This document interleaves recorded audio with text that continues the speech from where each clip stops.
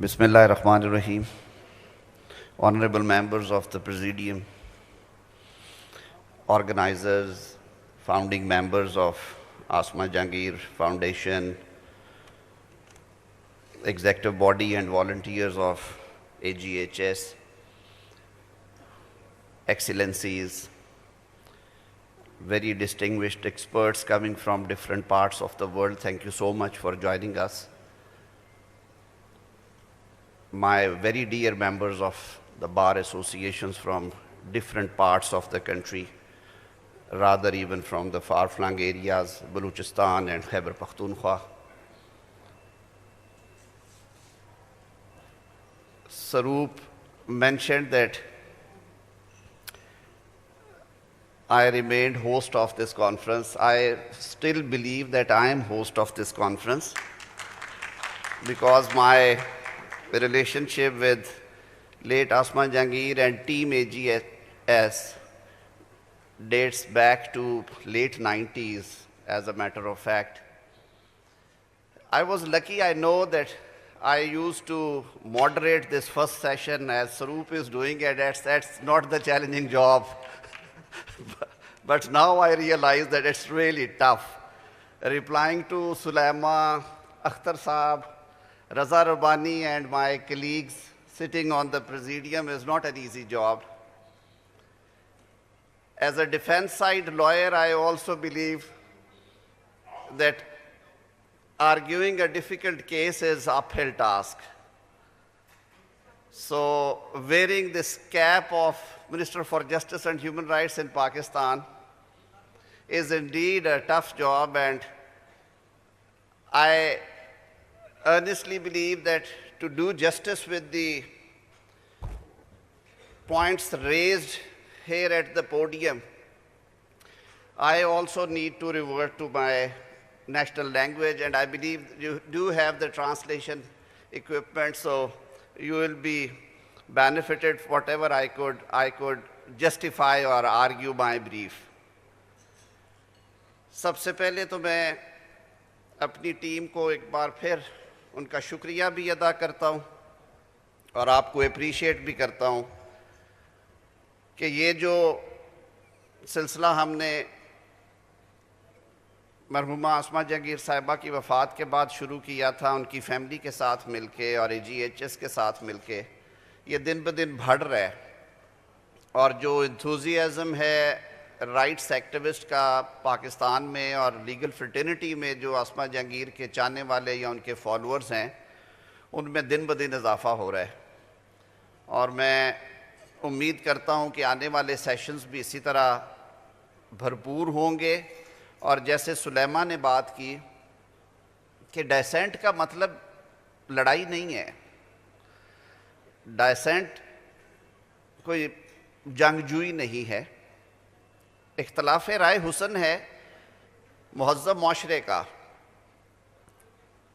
اور جمہوریت کی بنیاد ہے، اور جمہوریت ہی معاشرے کے لیے سب سے اچھا تریاق ہے. اگر کسی سوسائٹی نے پیسفل کو ایگزسٹنس کے ساتھ جینا ہے، اگر کسی معاشرے نے پرامن رہنا ہے، اور اگر کسی معاشرے نے ترقی کرنی ہے، تو آج تک کا تو یہی اسلوب اور یہی رواج ہے کہ اس کے لیے انہیں مل بیٹھ کے ایک دوسرے کی بات سننا ہے، اور ہر کسی نے اپنا اپنا جو رول ہے تھوڑا تھوڑا وہ ضرور پلے کرنا ہے. بطور وزیر قانون مجھ پہ کافی ساری تنقید بھی ہوتی ہے، اور وہ تنقید ریوالو کرتی ہے around 26th and 27th constitutional amendments.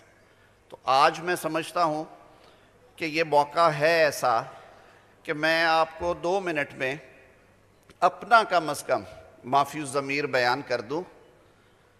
26ویں ترمیم کا آغاز آئینی عدالت کے قیام کے ایک بہت پرانے مطالبے سے شروع ہوا، جو کہ چارٹر آف ڈیموکریسی جس کا ذکر رضا ربانی صاحب نے کیا، اس کی بنیاد تھی کہ اگر ہم نے وفاق کو مضبوط کرنا ہے، یعنی سارے جو فیڈریٹنگ یونٹس ہیں، اگر ہم نے ان میں مساوات لانی ہے تو ہمیں ایک ایسی عدالت چاہیے جس میں سارے فیڈریٹنگ یونٹس جو ہیں، چاہے ان کی پاپولیشن بہت نیچے ہے اور چاہے پنجاب کی طرح بہت زیادہ ہیں، لیکن ان کی برابر نمائندگی ہو۔ وہ کس لیے کہ ماضی میں ایسے انسٹنسز آئے جب سپریم کورٹ نے کریز سے باہر نکل کے کھیلا، اور اتنا باہر نکلی کہ وہ اپنا اوتھ ہی بھول گئی، اور انہوں نے آئین بھی ری رائٹ کیے، انہوں نے منتخب وزرائے اعظم کو گھروں میں بھی بھیجا، اور انہوں نے پاکستان کے ایک پولیٹیکل لیڈر کو سزائے موت کی توثیق بھی کی، جس کا ازالہ ماضی قریب میں سپریم کورٹ نے صدارتی ریفرنس میں یہ مان کے کیا کہ وہ سزا درست نہیں تھی۔ اور اس میں یہ بات ضرور ہوتی تھی کہ کسی ایک بڑے صوبے کے ججز بیٹھ کے پاکستان کی تقدیر لکھ دیتے ہیں، سو مچ سو کہ سپریم کورٹ کے ایک جج صاحب کو یہ بھی لکھنا پڑا کہ مانا کہ ہمارے پاس قانون کی تشریح کرنے کا اختیار ہے، لیکن 22 اس وقت آبادی 22 کروڑ تھی، یہ میں بات کر رہا ہوں 2016 کی، میں بھی اس میں کاؤنسل تھا، بھون صاحب بھی تھے، محترمہ اسما جہانگیر صاحبہ کاؤنسل تھی، پاکستان بار کاؤنسل، جب ملٹری ٹرائلز کے حوالے سے راول پنڈی بار ایسوسی ایشن کا کیس جو ہے وہ لیا گیا، تو اس میں انہوں نے لکھا کہ بھلے جو مرضی ہو جائے، لیکن یہ بات طے شدہ ہے کہ 22 کروڑ عوام کی منتخب نمائندہ پارلیمنٹ کی قانون سازی کا جو اختیار ہے وہ آئین نے انہیں دیا ہے، اور ان کی وزڈم کو 17 غیر منتخب ججز جو ہیں وہ نہ ریورس کر سکتے ہیں نہ چیلنج کر سکتے ہیں۔ اور میں سمجھتا ہوں کہ یہی بات ہونی چاہیے۔ 26ویں آئینی ترمیم کے ٹائم پہ کیونکہ پارلیمان میں سارے معاملات گفت و شنید سے ہوتے ہیں، تو بل لے جانے سے پہلے میں نے خود والنٹیئر کیا تھا، اور میں نے ایک اوپن ہاؤس سیشن کیا پاکستان بھر کی بار باڈیز کے ساتھ اسما جہانگیر آڈیٹوریم اسلام آباد میں۔ I was on my legs for 4 hours and I explained each and every provision of the amending bill. I have been answering the questions. میرے لیڈرز بیٹھے ہیں، یہاں پہ بھی بیٹھے ہوئے ہیں، اور اس کے بعد میں نے وہ بل جو تھا وہ بار باڈیز اور سول سوسائٹی کے نمائندوں سے شیئر کر کے میں نے کہا کہ آپ اس پہ تجاویز دیں۔ اس وقت بھی انہوں نے کہا تھا کہ کانسٹیٹیوشنل بینچز جو ہیں وہ کوٹ ود ان کوٹ ہوگی، کانسٹیٹیوشنل کورٹ ہونی چاہیے، جو کہ پاکستان کی پولیٹیکل جو لیڈرشپ ہے بشمول عمران خان صاحب کے، بشمول شہید محترمہ بے نظیر بھٹو، میاں نواز شریف، اور بعد میں مولانا فضل الرحمان صاحب اور دیگر تمام جو نیشنلسٹ پارٹیز ہیں، انہوں نے جس پہ کنسنسس کیا تھا۔ Judicial commission for appointment of ججز کی 19ویں ترمیم کے ذریعے جو شکل بنائی گئی تھی، اس پہ بھی بارز کو بہت زیادہ اختلاف تھا، اور سول سوسائٹی نے بھی اس پہ بات کی۔ اختر حسین صاحب نے آج کہا کہ یہ درست نہیں ہے۔ سول سوسائٹی کی نمائندگی کا جو مشورہ تھا اختر حسین صاحب نے دیا، اور آپ نے کہا کہ کوئی نہ کوئی ایسا ہونا چاہیے جو کہ عوام کی بھی نمائندگی کرے، جو اقلیتوں کی نمائندگی کرے، جو مارجنلائز کمیونٹیز کی نمائندگی کرے، اور آپ نے ساؤتھ افریقن ماڈل کا حوالہ بھی دیا تھا۔ تو اس کو مد نظر رکھتے ہوئے ہم نے اسپیکر نیشنل اسمبلی کو یہ اختیار دیا کہ وہ ایک نامینیشن بھیجے۔ پہلی نامینیشن جو تھی 26ویں ترمیم کے بعد وہ محترمہ بھروچا صاحبہ کی تھی، Roshan Khurshid Bharucha. She is a known right activist from Balochistan, a non Muslim Parsi, and she devoted her entire life for serving the humanity in that area. She served very well. ہمارے ساتھ وہ رہی ہیں. And the second nomination اس کے بعد جو آئی ہے civil society اور رائٹس ایکٹیوسٹ کو سروپ اعجاز وہاں پہ ریپرزینٹ کر رہے ہیں جوڈیشل کمیشن آف پاکستان میں. یہ آوازیں وہاں پہ نہیں تھی ہوتی. ججز کو اپوائنٹ کر سکتا ہے جو کمیشن ان کی پرفارمنس کو ایویلویٹ کر کے ان کی پروسیڈنگز کر کے ان کو ریموو کرنے کے لیے جے سی پی کو کہہ سکتا ہے کہ ان کی کمپیٹنس کے ایشوز ہیں، ان کو گھر بھیجا جائے. کیا وہ کمیشن بیٹھ کے ریزنز دے کے ایک جج صاحب کو ایک ہائی کورٹ سے دوسرے ہائی کورٹ میں نہیں بھیج سکتا. کیوں نہیں بھیج سکتا؟ اور میں سمجھتا ہوں کہ اگر پنجاب کے پاس اچھے ججز ہیں، اگر اسلام آباد میں قابل لوگ بیٹھے ہیں، تو کیا اندرون سندھ اور بلوچستان کے اور خیبر پختونخوا کے عوام کا یہ حق نہیں ہے کہ وہ انہیں بھی جا کے سرو کریں اور ان کے لیے بھی کچھ جورسپروڈنس میں اپنے طور پہ ایڈ کر سکے؟ ہم نے اس کو مزید جسٹیسیبل کرنے کی کوشش کی اور اس کی سارے پیرامیٹرز اور گائیڈ لائنز ایک ریسنٹ ججمنٹ میں دے دی گئی ہیں. آئینی عدالت نے اپنا کام شروع کر دیا ہے. کانسٹیٹیوشن ظاہر ہے کوئی ایسے حرف آخر نہیں ہے. یہ ہمارے بڑوں کا ایک آئیڈیا تھا. ایلڈرز نے اسے کنسیو کیا. دنیا کے اور بھی ممالک میں ہیں اور خاص طور پہ جہاں پہ فیڈریشنز ہیں وہاں پہ کانسٹیٹیوشنل کورٹس ہیں تاکہ سارے فیڈریٹنگ یونٹس جو ہیں وہ ایکولی ریپرزینٹ ہوں وہاں پہ، اور وہ مل کے ججز جو ہیں وہ نیشنل ایشوز کے اوپر جو معاملات ان کے سامنے آتے ہیں ان پہ وہ فیصلے جاری کر سکے. وقت کے ساتھ ساتھ پتہ چلے گا کہ یہ فیصلہ درست ہے یا نہیں ہے. یہ اختیار باہر کیف پارلیمان کا ہے. میں یاسین آزاد صاحب کی رائے کا پورا احترام کرتا ہوں. فریمرز نے اوریجنل ٹیکسٹ میں آئین کے آرٹیکل 239 میں ڈاکٹر صاحب 239 میں یہ اختیار پارلیمان کو دیا کہ وہ آئین میں ترمیم کرے، اور اس میں لکھ دیا پاکستان کا کانسٹیٹیوشن یہ بات کہتا ہے کہ آئین میں ترمیم کرنے کا اختیار صرف اور صرف پارلیمنٹ کا ہے. 2/3 میجورٹی کے ساتھ وہ کس طرح کی ترمیم کرتے ہیں، کس حد تک وہ مناسب سمجھتے ہیں، this decision lies with the parliament and nobody should challenge that کیونکہ وہ آپ کے منتخب نمائندے ہیں. عدالت کو اس پہ انٹرفیئر کرنے کا بھی اختیار نہیں ہے. آئین میں بڑی وضاحت سے لکھا ہوا ہے کہ کانسٹیٹیوشنل امینڈمنٹ کسی صورت میں بھی چیلنج نہیں کی جائے گی کسی عدالت میں. یہ میں اوریجنل ٹیکسٹ کی بات کر رہا ہوں 1973 کے، جو پوری قوم کے زعماء نے بیٹھ کے بنایا تھا کہ کسی قسم کا چیلنج کسی عدالت میں نہیں آئے گا. اور یہی وجہ ہے کہ آج تک 1973 سے لے کے ٹو ڈیٹ کبھی بھی کسی آئینی ترمیم کو سٹرائک ڈاؤن نہیں کیا سپریم کورٹ نے پاکستان کی. اور اب پھر میٹرز جو ہیں وہ کورٹ کے سامنے ہیں. سلیمہ نے اور اختر صاحب نے بات کی سویلینز کے ٹرائلز کی. میں اسپیکنگ فار مائی سیلف، میں آخری شخص ہوتا جو کہ خوشی سے اس چیز کو سپورٹ کرتا.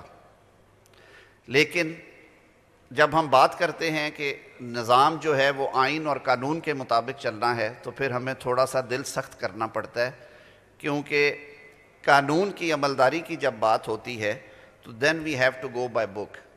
پاکستان کے قانون کے مطابق سرٹن ایونچویلٹیز ہیں جن میں سویلینز ٹرائی ہو سکتے ہیں بائی دا ملٹری کورٹس. میں پھر کہوں گا کہ میں اپنے طور پہ اسپیکنگ فار مائی سیلف، میرے لیے یہ کوئی ایسی خوشی کی بات نہیں ہے. لیکن جب آپ ریڈ لائنز کراس کریں گے، جب آپ آرمی انسٹالیشنز کو رینسیک کریں گے اور جب آپ انہیں ڈس ریسپیکٹ کریں گے، you will set ablaze the properties, تو پھر یہ سچویشن آئے گی. لیکن میں ایک وضاحت ضرور کرتا چلوں کہ ICCPR کے آرٹیکل 14 میں جو گارنٹیز کہی گئی ہیں فیئر ٹرائل کے لیے، وہ آرمی ایکٹ کی شکوں میں موجود ہیں. اور اسی وجہ سے جو بھی انٹرنیشنل ریویوز میں ہم گئے اور جو سپریم کورٹ کے سامنے جب یہ میٹر آیا اور انہوں نے اسے فائنلی ڈیسائیڈ کیا، تو وہ جو 4 بیسک پروٹیکشنز ہیں کہ ٹرائل ان ایبسینشیا نہیں ہوگا، ایکسیس ٹو ریکارڈ ہوگا، engage council of your choice آپ کو دیا جائے گا، انگیجمنٹ اس کی، اور آپ کو اس کے بعد اپیل کا رائٹ جو ہے وہ ہوگا، وہ جوڈیشل ریویو کی صورت میں ہے. پروویژن آف اپیل جو ہے وہ that is in the process. اس کے اوپر بھی گورنمنٹ نے کچھ ڈیسیژنز لیے ہیں، وہ بہت جلد پارلیمنٹ کے سامنے آ جائیں گے.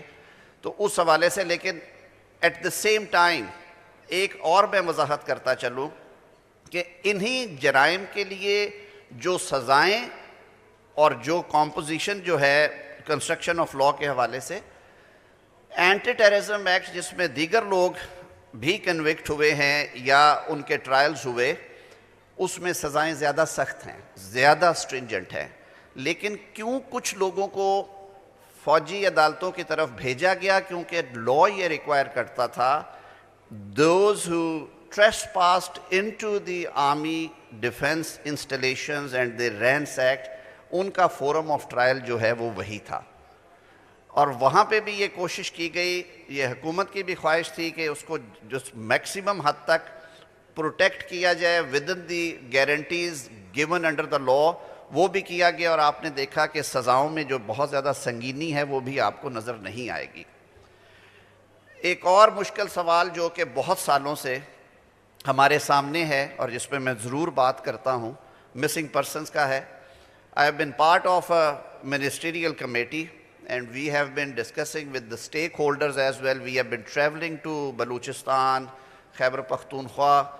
That was a broad-based committee جس میں تقریباً تمام پولیٹیکل پارٹیز جو تھی اس وقت کی کولیشن میں پی ڈی ایم دور میں وہ اس کا حصہ تھی۔ We also engaged with the opposition.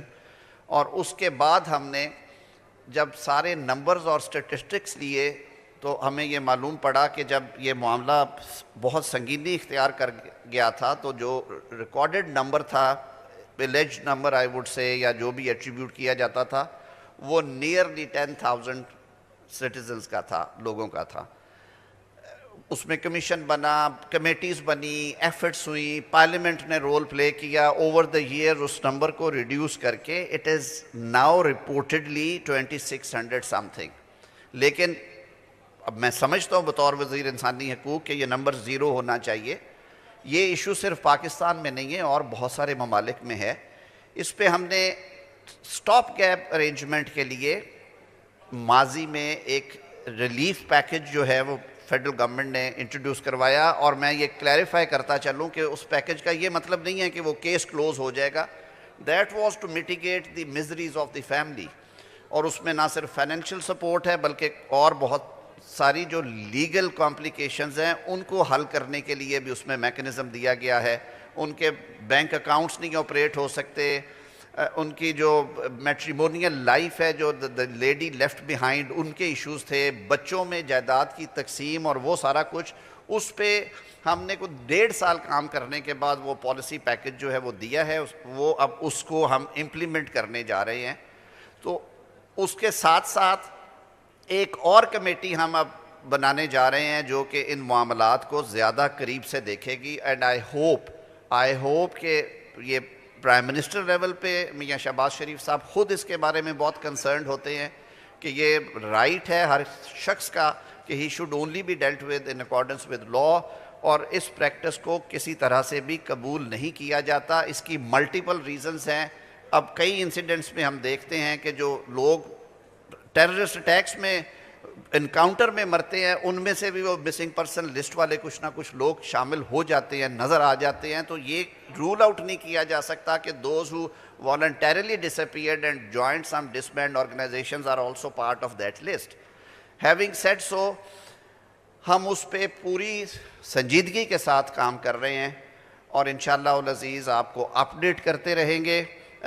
تھوڑا بہت میں ضرور یہ مینشن کرتا چلوں کہ کچھ اچھی خبریں ہیں منسٹری آف ہیومن رائٹس کے پوائنٹ آف ویو سے۔ ایک لانگ اویٹڈ ہماری ڈیزائر بھی تھی، مطالبہ بھی تھا کہ منورٹیز کے لیے ایک انڈیپینڈنٹ کمیشن ہونا چاہیے۔ الحمدللہ وہ لیجسلیشن ہو گئی ہے، اب وہ پروسیس شروع ہے، پارلیمنٹ میں آئے گا، انڈیپینڈنٹ اپوائنٹمنٹس ہوں گی for the commission, and I hope کہ بہت اچھے نام آپ کے سامنے آئیں گے۔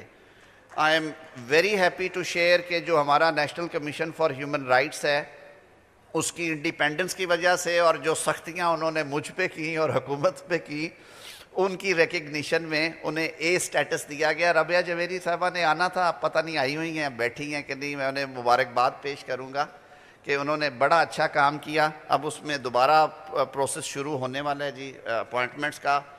Harmonisation of child marriage age کے اوپر بہت زیادہ دیر سے ہم نہیں کر پا رہے تھے، الحمدللہ ہم کافی قریب آ گئے ہیں۔ Punjab is almost very close to legislate on it, اور اس کے بعد پھر انشاءاللہ یہ صرف خیبر پختونخوا رہ جائے گا، ان سے بھی ہم بات کر رہے ہیں۔ اسی طرح ڈومیسٹک وائلنس کے جو لاز ہیں ان کی ہارمونائزیشن بھی تھی، وہ بھی جو 2 مسنگ لنکس تھے وہ ہم نے پورے کر لیے، اور آخر پہ اسلام آباد کی لیجسلیشن کے بعد وہاں سے بھی ہم نے یہ پورا کر دیا ہے۔ blasphemy کے cases through the use of social media platform were point of concern for all of us. The government took it very seriously. ہم نے اس پہ کام کیا، اس کی جو مانیٹرنگ تھی اس کو زیادہ ٹائٹ کیا، اس پہ جو چیکس اینڈ بیلنسز ہے وہ سارے دیکھتے ہوئے ایک پالیسی جو تھی وہ ہم نے وضع کی کہ کوئی بندہ اس میں پرسیکیوٹ نہیں ہونا چاہیے، مس یوز نہیں ہونا چاہیے. Comparing to previous years, I am referring to year 22, 23, 24, 25 has been a sigh of relief. The number got down to 20% comparing to the other years. So اس دفعہ ٹوٹل جو نمبر ہمیں رپورٹ ہوا ہے through out Pakistan 240 million population میں وہ that was only 34 cases comparing to 180 and 200 cases a year. تو آئی hope کہ انشاءاللہ العزیز اس میں بھی کوئی بہتری آئے گی. میں یہ امید رکھتا ہوں کہ آنے والے 2 دنوں میں آپ لوگ جیسے سلیمہ نے کہا کہ ایک انسینسرڈ گفتگو کا سلسلہ جاری رہے گا، اور آپ کی یہ جو تنقید ہے یا آپ کے یہ جو مشورے ہیں یا آپ جو بیٹھ کے ہمارے جو انٹرنیشنل ایکسپرٹس بھی آئے ہوئے جو بات کریں گے، یقین کیجئے گا کہ being representative of the government ہم لوگ ان کو ہمیشہ کنسیڈر کرتے ہیں. جو رپورٹ ندا کھڑی ہیں سامنے، جو رپورٹ آپ بناتے اور شیئر کرتے ہیں، اسے ہم پھر گورنمنٹ سرکلز میں ہمیشہ ڈسکس کرتے ہیں کہ جی اس بات کے اوپر زیادہ توجہ دی جائے، اس بات کے اوپر ہمیں یہ ایکشنز کرنے ہیں. جو باتیں میرے سینئرز نے آج بھی کہیں وہ اٹس آل نوٹڈ. میں ٹائم کی کمی کی وجہ سے اب میں ایک ایک بات کا جواب نہیں دوں گا. ایک بار پھر اس وعدے کے ساتھ اور اس یقین کے ساتھ میں آپ سے اجازت چاہوں گا کہ مہذب معاشرے میں اختلاف رائے ہم سب کا حق ہے. ایک مناسب دائرے میں رہتے ہوئے آپ مثبت تنقید کریں، آپ سچ کا آئینہ ہمیں دکھائیں. ہم خوشدلی کے ساتھ ان باتوں کو نہ صرف سنیں گے بلکہ ایز اے ریسپانسبل گورنمنٹ ہم کوشش کریں گے کہ حالات کو اور چیزوں کو جس حد تک ہو سکے اسے درست کریں. ایک بات باہر کیف ایک کڑوا سچ ہے کہ ہم فرنٹ لائن سٹیٹ کے طور پہ دہشت گردی سے جس طرح سے پچھلے 40 سالوں سے لڑ رہے ہیں، وہ بھی شاید دنیا کے کسی اور ملک کے ساتھ اتنا لمبا عرصہ جو ہے کسی ملک نے قربانیاں نہیں دی. اور یہ تحفہ جو دہشت گردی کا ہے، مجھے یہ کہنے دیں رائٹس ایکٹیوسٹ ہونے کے حوالے سے، یہ تحفہ ہمیں ویسٹ نے دیا ہے، کسی اور نے نہیں دیا. ہم نے کسی کی جنگ لڑی، آج اس جنگ کی قیمت ہم چکا رہے ہیں، اور اسی کی وجہ سے اور بہت سارے بائی پروڈکٹس ہیں جو حصہ بنے اس کا اور جن کی وجہ سے آج تنقید ہوتی ہے. ہماری دعا ہے کہ اللہ تعالیٰ ہمارے لیے آسانیاں پیدا کریں اور پاکستانی سارے مل کے اس محنت سے چھٹکارا حاصل کریں. آپ سب کا بہت بہت شکریہ. میں ایک بار پھر I earnestly express my gratitude for the experts who traveled from different parts of the world, and I look forward listening all of you. Thank you very much ji. बहुत शुक्रिया.